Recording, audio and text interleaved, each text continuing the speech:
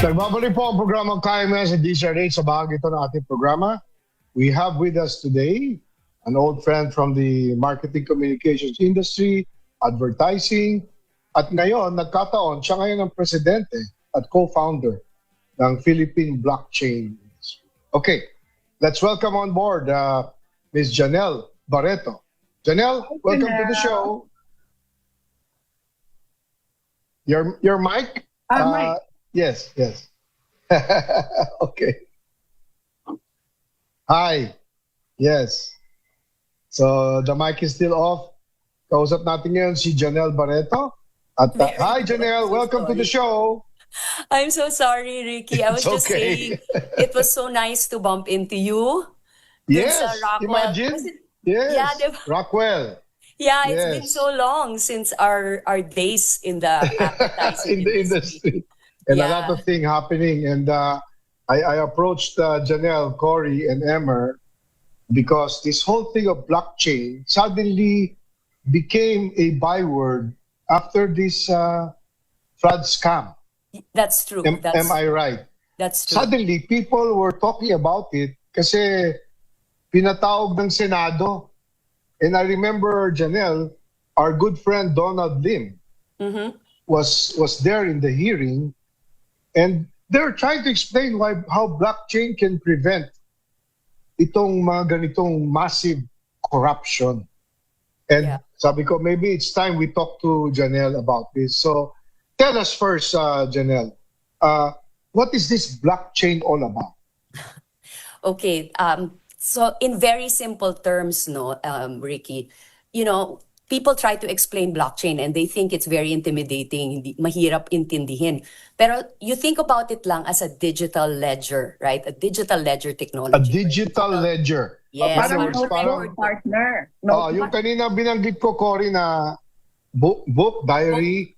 Yeah, diary, like a notebook. It's in a digital format. Yes. So a notebook, that's digital. And because it's digital, pwede siyang ma-share sa maraming tao. Pwede siyang ma-connect sa maraming computers or people can have access to the information na nilalagay dun sa notebook in real time. So Cory, let's just get that straight. Kasi sa diary, sa notebook, ikaw lang yun. correct. Yeah. Sa blockchain, the information is accessible by more people. Yeah. Actually, Emer, tinuturuan na kita, Emer, Ayan.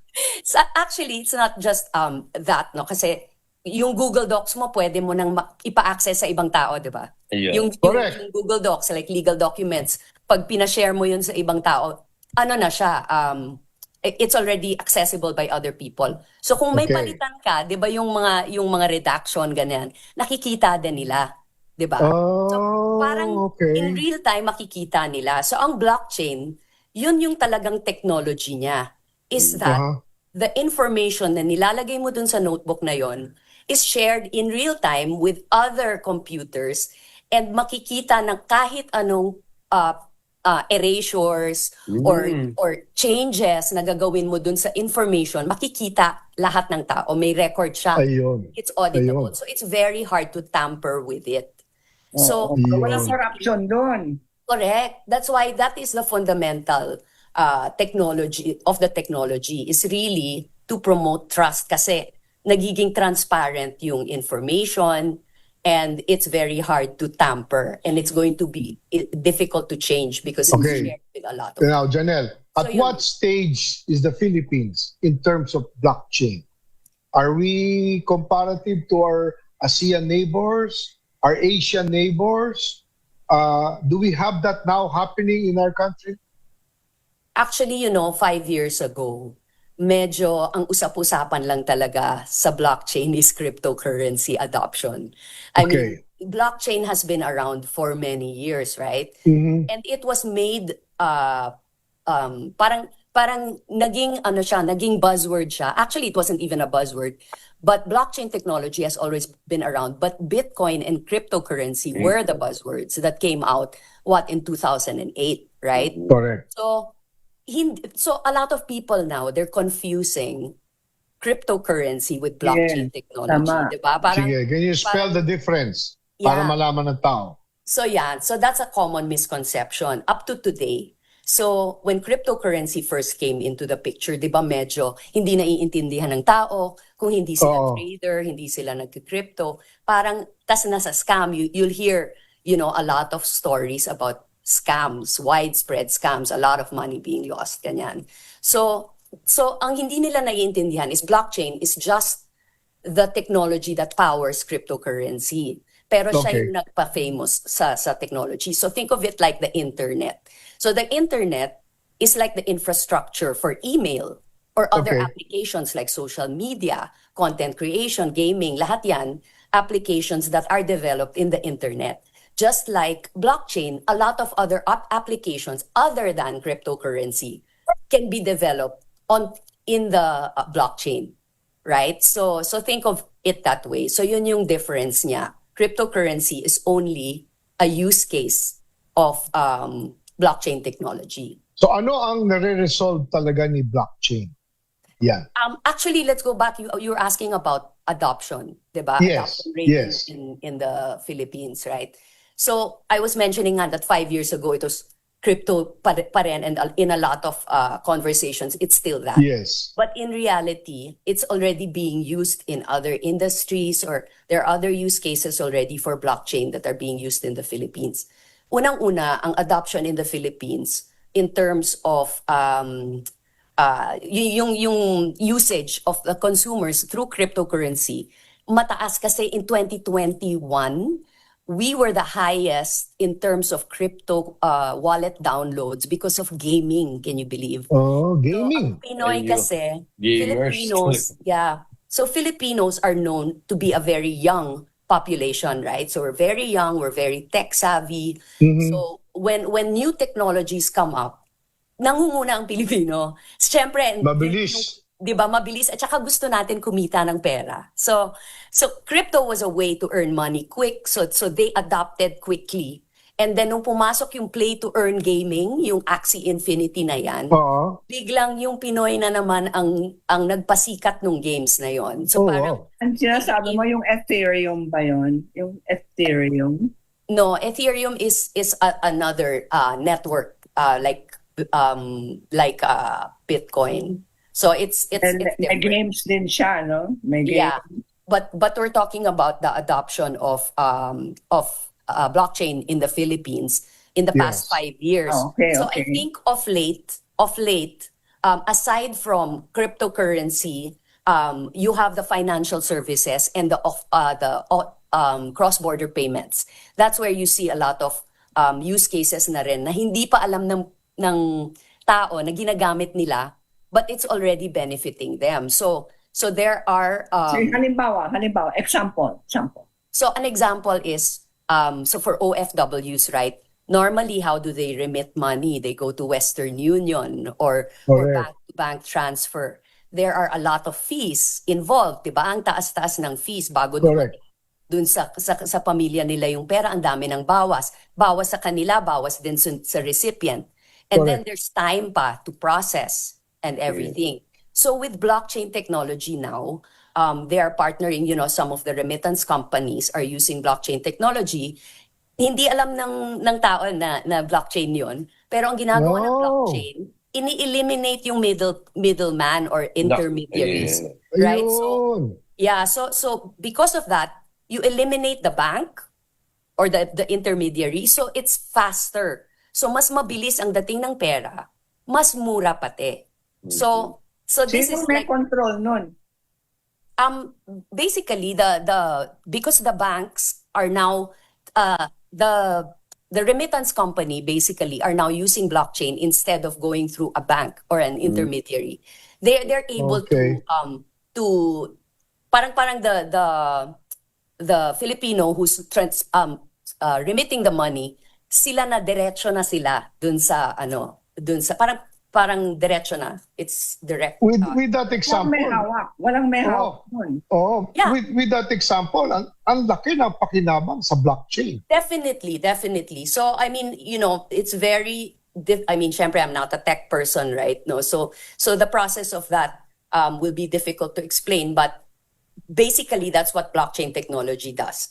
it decentralizes the processes and it makes it easier, more efficient for people to transfer money. So that's just one use case. But there are many other use cases, like for example, for a negosyante, kunyari maliit ka na negosyante, you own a sari-sari store or a small coffee shop, in your barangay.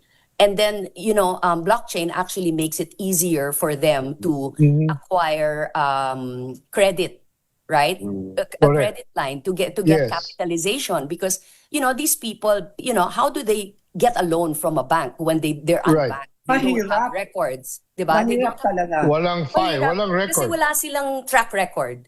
That's what they look for, the documents, right? The banks look for documentation because they try to assess the risk of lending you money. So you have to prove that your business is good, that your track record is good, and, hindi mo ma-provide yun. So palaging deny.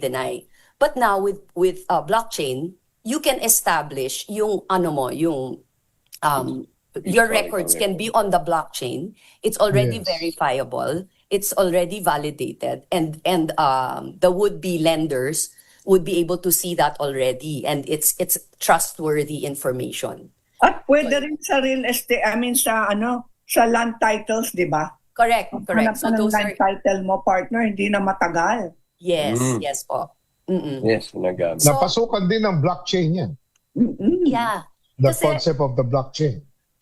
For sure. So any process that requires trust at its core, yung basta kailangan ng single source of truth, those are the processes that blockchain addresses. And no wonder, Janelle, Cory, and Emel, it's being said that it's the best way to fight corruption and fraud. If we blockchain everything. Yeah. Basta natin yan. Pero di ba may problema ganon? Kung peke ang pinasok mo na impormasyon, peke na rin yun. At nasa sistema yun. Tama ba yun? Hindi, nako-correct yun eh.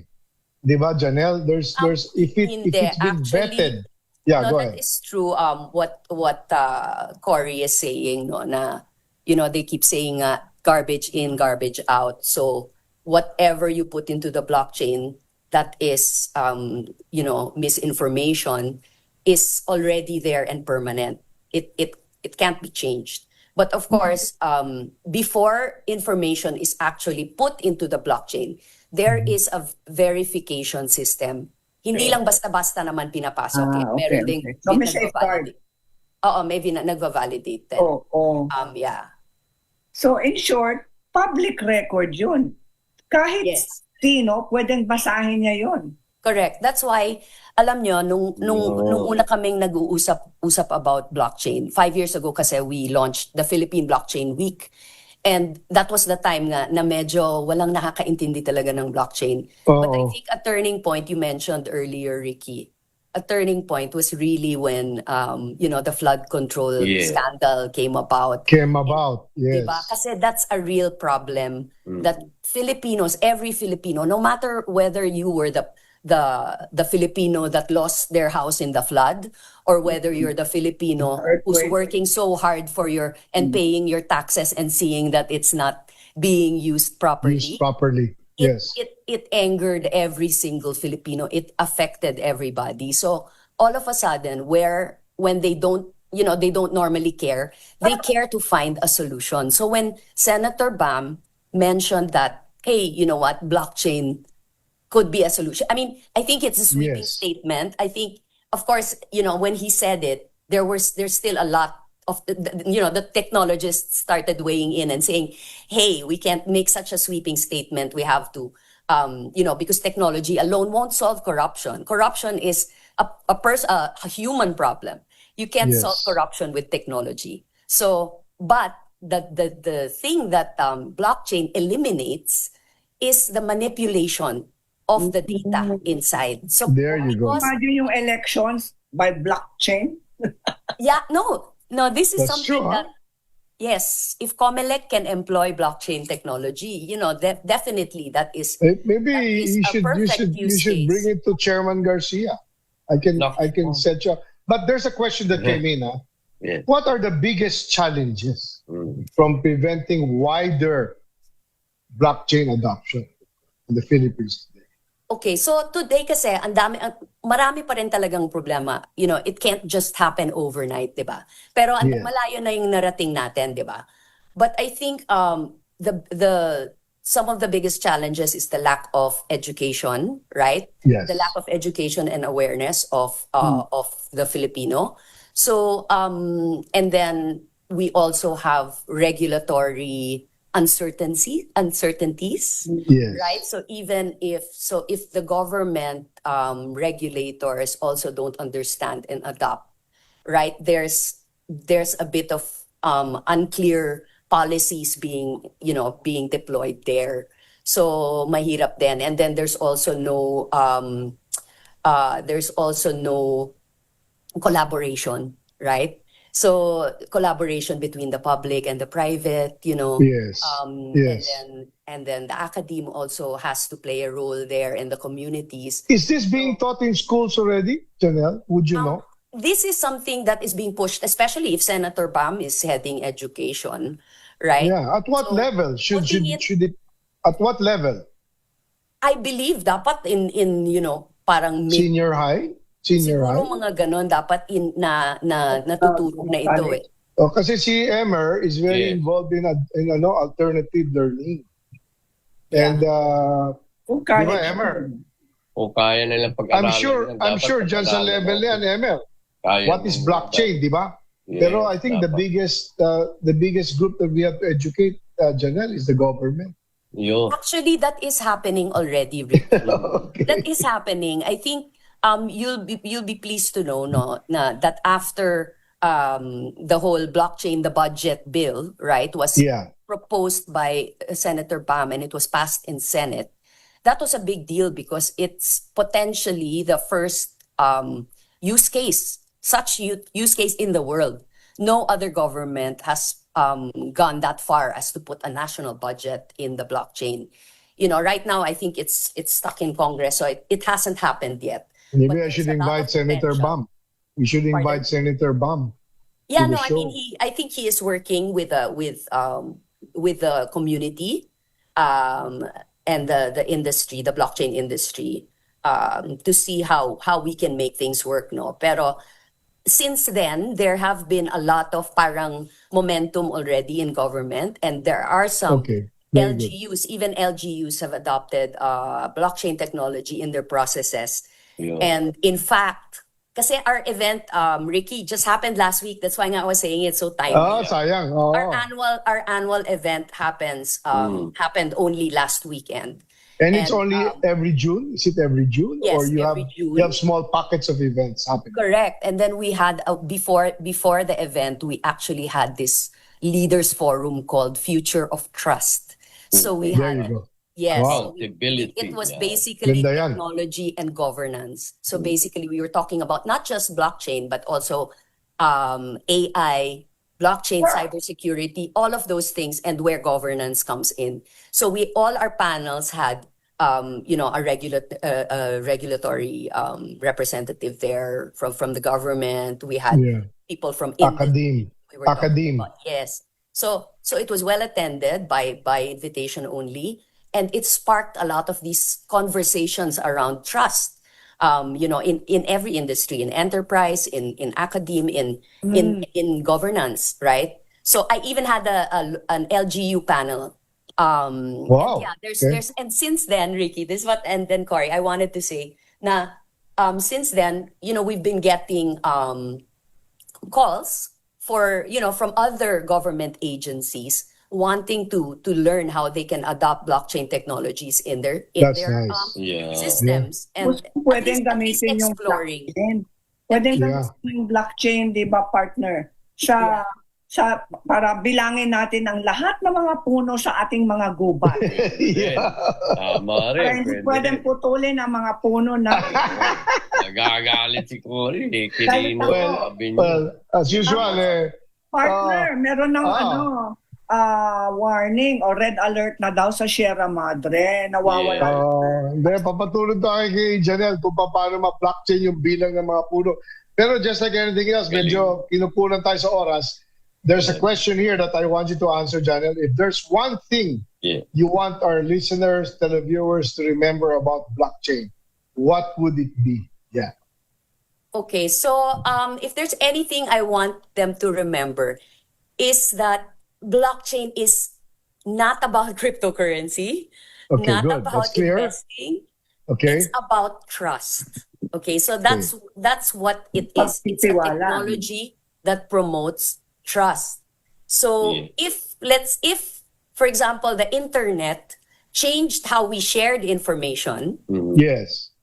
and artificial intelligence is changing the way we use information, blockchain technology actually changes how we trust information. Yun. So You caught it. You caught it. Yeah, I think How you trust. Blockchain is trusting the information. yes. Galing. Oh, Well, very good. you can count on us, Janelle, to help spread the word. This is Thank the you first of very many episodes. Yes. But officially, our program will be backing up the information campaign of blockchain and the trust in information. Thank you very much, Janelle. Thank you Thank also. you. Thank you for inviting me. Thank you, Cory. Thank you and have a good Thank day. you, Ms. Barretto. Ay, Thank bilangin you. na natin ang ating mga Puno. Philippine Eagle din. Ilan ang Yeah. ating mga agila? Okay, may mga babatiin. Emer, yung ginawa mo sa Belle Verde, batiin mo na. Oy, thank you, Ma'am Cory. Ang wellness fair natin. Matuwa ang mga lahat ng mga tatay, lalo ng Father's Day out. And today, today is Father Perpetual Health. Lahat yung mga baklara na nandyan. Of course, Yes, of course. praying for you.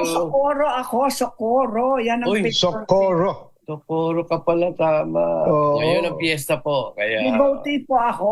thank you. Very good. And happy Galing. birthday, Chito Sulueta and Happy Leo birthday, Dalio. Chito Zay. Yay! Oo. At saka may announcement din ako. Okay, go ahead. July 1, abangan ang umpisa na ng applications or applicants para sa Mutya ng Pilipinas 2026. Ayun. Yan. Punta Baka na may kayo sa announcement din yung aso nyo dyan. Sino ba ang tumatahol dyan? Sinong gustong maging Mutya ng Pilipinas 2026? Saan mag-aabang? Sa Yeah. Facebook account? Mutya ng Facebook Pilipinas. account, hanapin po natin ang Mutya ng Pilipinas. Makikita nyo yung malaking poster. Saan ka? Mutya? Yan. Saan ka? Mutya. Okay. Yes. Tandaan nyo, tuwing Sabado, huwag nyo kalimutan ang aking programang KMS DCRH 45 ng hapon. Ako po si Chairman Ricky. Ako po si Cory Quirino. Ako po si Emer Magno Guingon. At tandaan nyo, ang kaya mo. Yan. yan. Bye. Have a good weekend. Thank you.